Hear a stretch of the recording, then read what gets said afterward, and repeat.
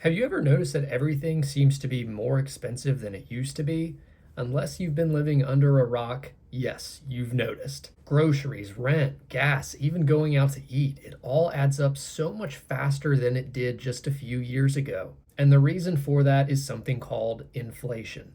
But inflation is often misunderstood. Some people think it just means prices going up, but it's a lot more complex than that. So today we're breaking down what inflation actually is, what causes it, and how it affects your everyday life. Let's get into it. Inflation is the rate at which prices for goods and services rise over time. But more importantly, it also means your money loses purchasing power. In other words, the same $10 buys less than it used to. Inflation doesn't just come from one thing. It usually comes from a combination of three different sources. Number one is demand for goods. Number two is higher production costs. And number three is the money supply. Let's dive into all three. When people have more money to spend and demand increases faster than supply, prices go up. Businesses can charge more because more people are trying to buy limited goods. When it becomes more expensive to produce or transport goods, companies raise prices to maintain profits. That increase gets passed on to you, the consumer. When more money enters the economy, each dollar becomes slightly less valuable. So even if nothing changes in production, prices can still rise because there's more money circulating. Now, one of the biggest frustrations that people have with inflation is that oftentimes it feels like it hits everything at once. And that's because oftentimes it does. When costs go up in one area, like fuel or labor, it often tends to trickle across the entire economy. For example, if gas prices go up, it costs more to deliver food. If it costs more to deliver food, grocery prices rise, and suddenly inflation shows up everywhere you spend money. Now, here's where inflation tends to become a big problem for people. Even if wages rise, they don't tend to do so at the same pace to keep up with inflation. So even though your paycheck may be getting bigger over time, your purchasing power may still be going down, even with more money.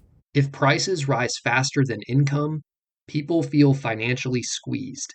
That's why inflation often feels like you're falling behind, even when you're working just as hard.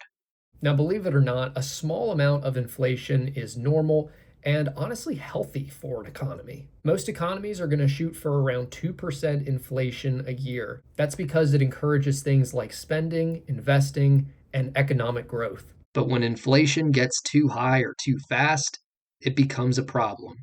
That's when everyday expenses start rising faster than incomes can keep up. Now, as we know, inflation isn't just some economic term, it affects your daily life. It does so through things like grocery bills, rent and housing costs, car repairs, insurance, and even entertainment. Over time, inflation slowly changes what normal prices look like. What used to feel expensive eventually becomes the new baseline. Now, can you protect yourself from inflation? While you can't completely shield yourself from all inflation, there are some things that you can do to defend against it. And that means making sure that your money is growing in ways that outpace inflation over time through doing things like investing, increasing income, or managing your expenses more wisely. The key idea is simple. If your money isn't growing, inflation is quietly reducing its value every year. So, to sum it all up, inflation is the gradual increase in prices over time, driven by things like demand, production costs, and money supply. It affects everything from groceries to housing, and it slowly erodes away at your purchasing power. And while a small amount of inflation is normal, high inflation is going to make everyday life a lot more expensive. If you found this breakdown helpful, be sure to like, subscribe, and turn on those notifications so you don't miss out on any future videos of how money systems actually work. I really appreciate it, and I'll see you all in the next one.